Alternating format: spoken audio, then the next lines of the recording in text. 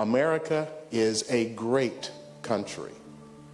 And America is a country that was founded on the premise of white supremacy and white superiority. I know you have heard in this entire debate, well, there's a difference between heritage and hate. And there's a difference between Southern culture and slavery. And the monuments are celebrating heritage. They're celebrating culture. They're celebrating Southern pride. And people have understood these code words for a long time. So, I grew up in Memphis, Tennessee. And what greets me as a citizen of Tennessee when I go to my state capital in Nashville, where my grandparents lived? Nathan Bedford Forrest. Well, he made a fortune in Memphis as a slave trader, and he was the original Grand Wizard of the KKK. He led a Confederate massacre of black soldiers and white soldiers, American soldiers, during the Civil War. And this monument wasn't put up in 1865 or 1866 with people saying he's such a hero, we have to recognize him. This monument was built in 1970, 2 years after Martin Luther King was shot in the neck just down the road from Nashville, Tennessee. And we'll come to that timing as we go through this, because the timing of these monuments, I think, suggests something that's very important in terms of understanding what they're about. When were these monuments built? There were two spikes between the end of the 1800s and about 1921. What else was going on at the exact same time in America? The fact that this was normal, the fact that this was behavior that didn't really shock anybody, tells you something about how deeply white supremacy has been ingrained into American culture. 1921, the black community in Tulsa, Oklahoma was one of the most prosperous communities in America, and the whites there decided they weren't gonna have it. So they simply burned it to the ground. Almost 300 people killed. That's what was going on at the exact same time. Was this explosion of Confederate monuments, an explosion of thanks and praise for people who had done nothing other than fight to maintain white supremacy and slavery. When you think about when these monuments were built and what else was going on in America, it tells you something about the motivation. So how about that second, 1947 to 1968?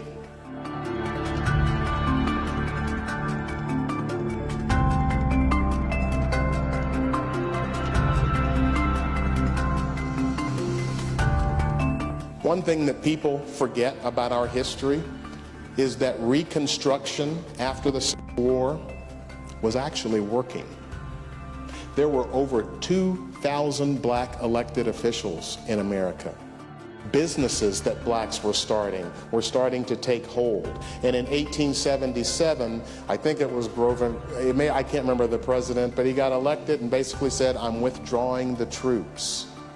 In 1876, there were 125,000 black registered voters in Louisiana. In 1878, that number dropped to 5,000. And if you're wondering about the flag, it had essentially been dead and buried until 1948, when Strom Thurmond brought it back with the Dixiecrat Party. And once again, they are telling us as clearly as they can what they are about and why they're waving that flag. The party's purpose was clear: we stand for segregation of the races. This is from the editor of the Augusta, Georgia Courier in 1951.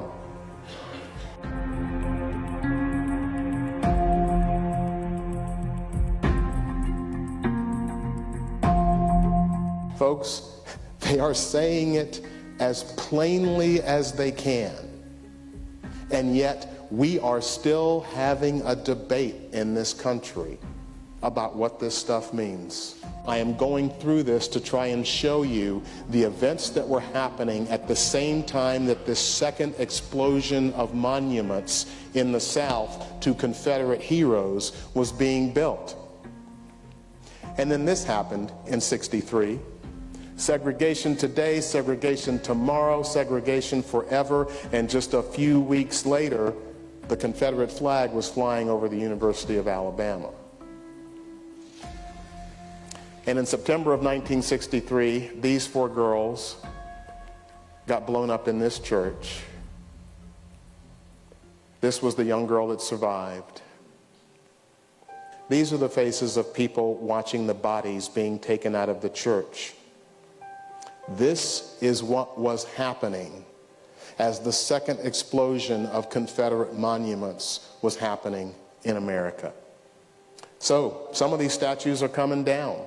They're being removed in the dark of night because the city officials don't want to remove them in the day because there might be disputes, there might be violence, there might be fighting. My only point is this: there is a movement in America that has not been in existence in my lifetime. I was 11 years old in Memphis when King was shot and killed. And I was young, but I was old enough to know enough. And what I'm telling you is the discussions about racial equality that were going on then are nowhere near as deep, as intense, and as revealing as the discussions that are going on today.